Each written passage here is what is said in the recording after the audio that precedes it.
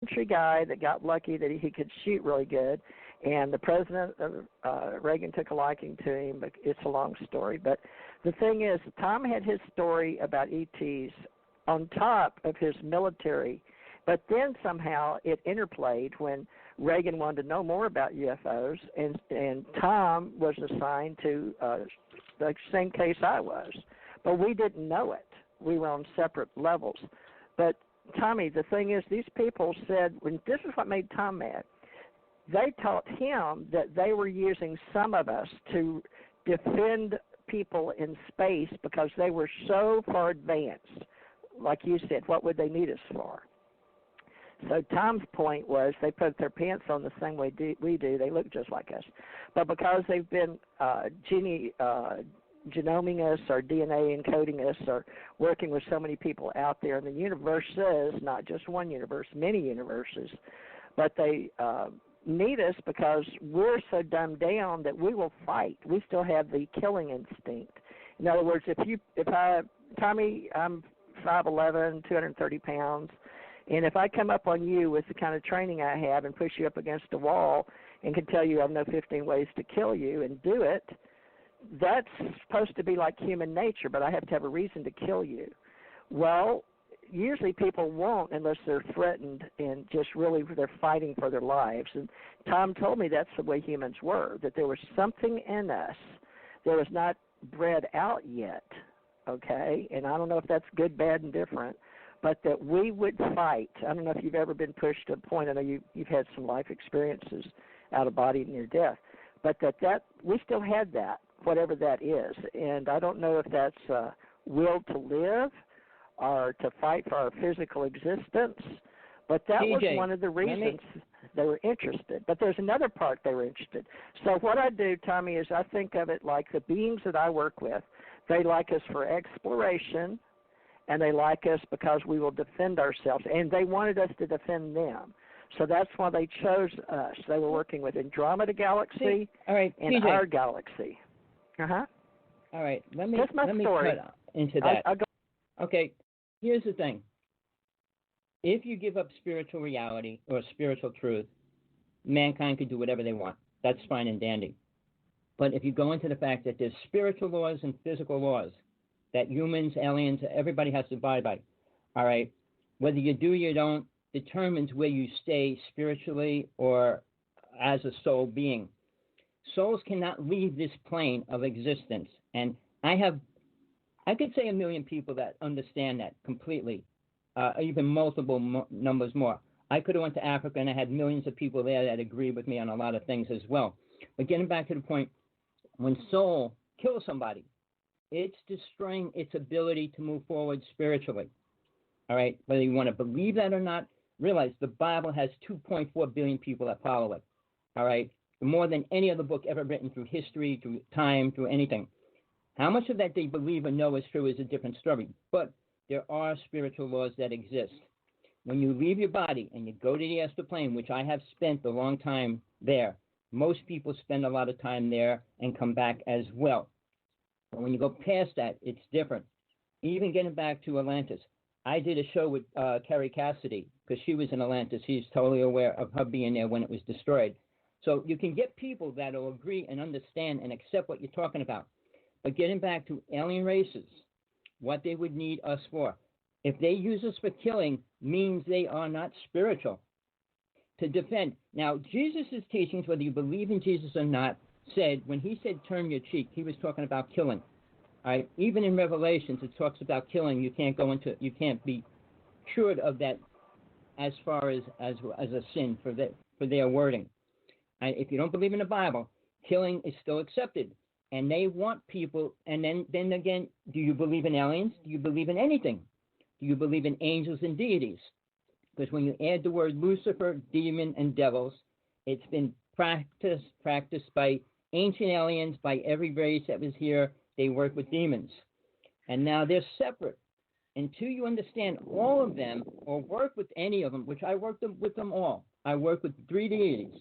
And very few people can actually say they actually work with a being that's called a deity, that's a god. And there are gods. And when you die and you try to go into these other realms, which I talk about, talk about people that have tried. And I mean, even that guy that claimed he was the top mystic on this planet, he said he was attached to the silver cord, which means he can't go past the astral plane.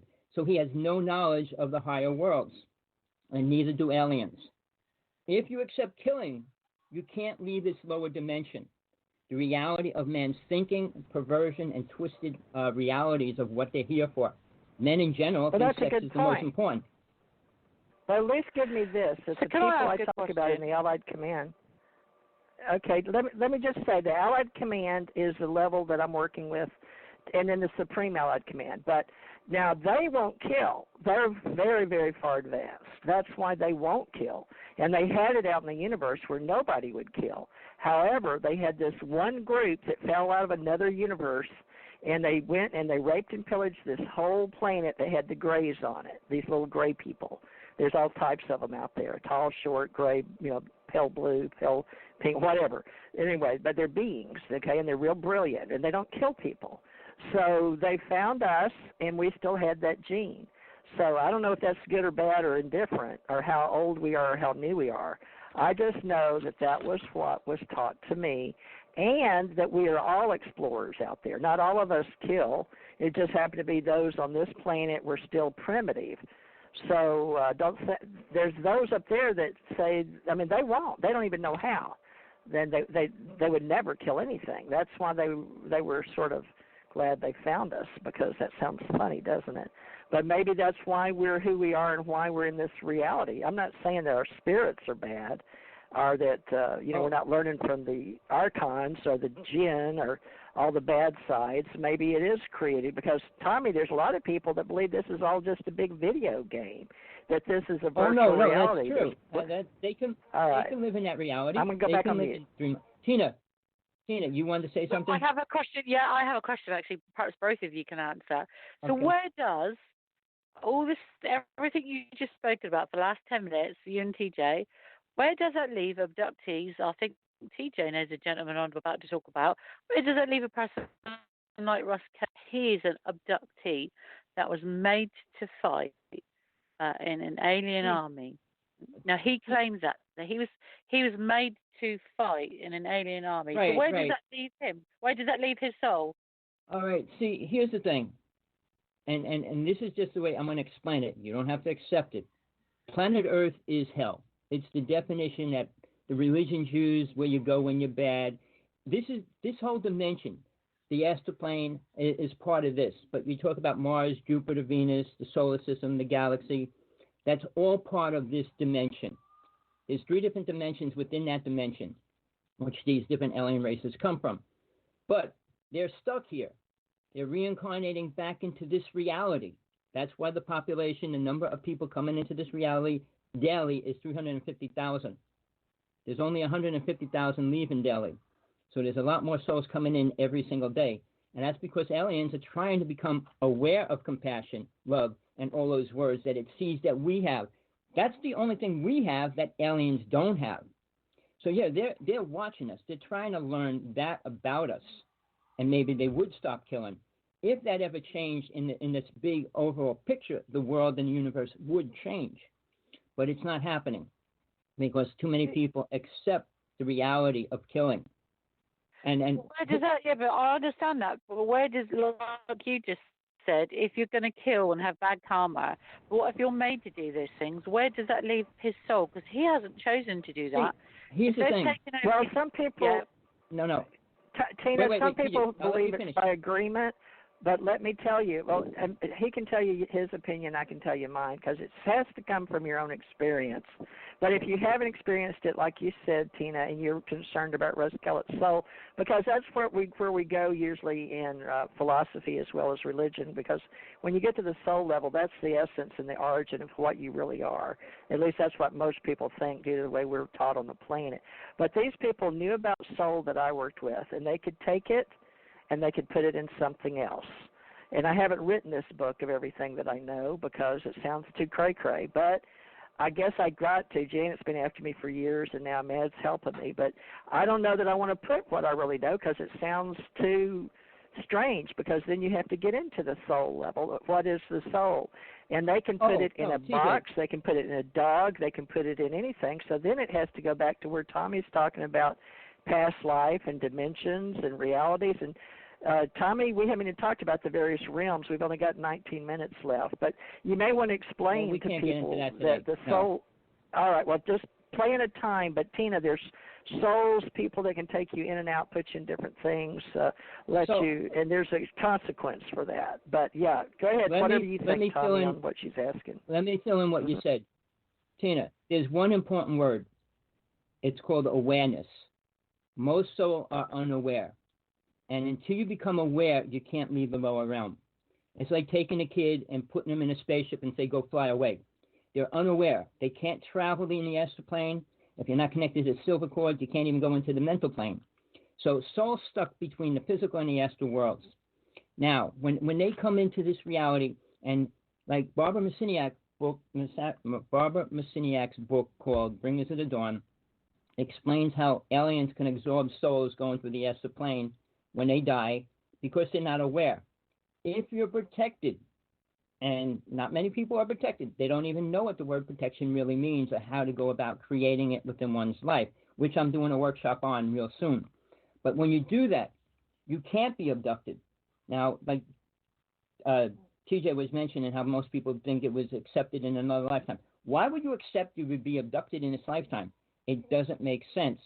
So the problem is mankind has to, or women, have to become aware of soul, aware what it relates to, not the limitations of it. If you can't even get out of your body, you're not aware of your soul.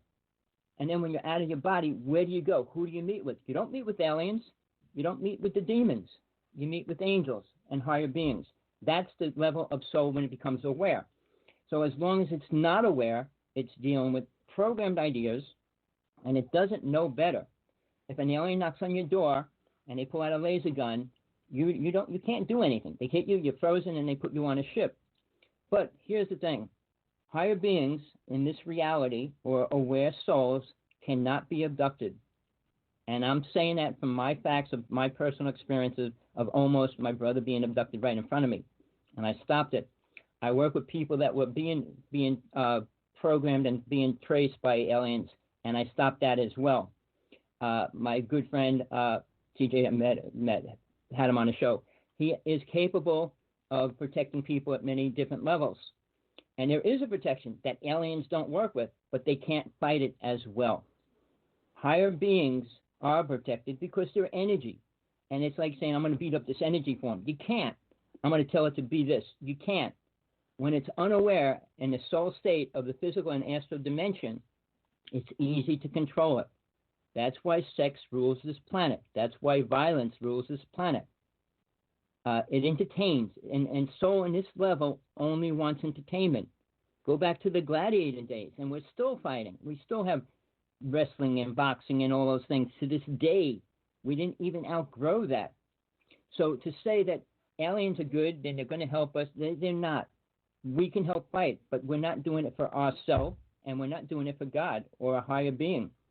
We're doing it out of a lower race that has the ability to tell us that we're doing what they want us to do. Hypnosis only works on certain people. I cannot be hypnotized. All right? Many people can.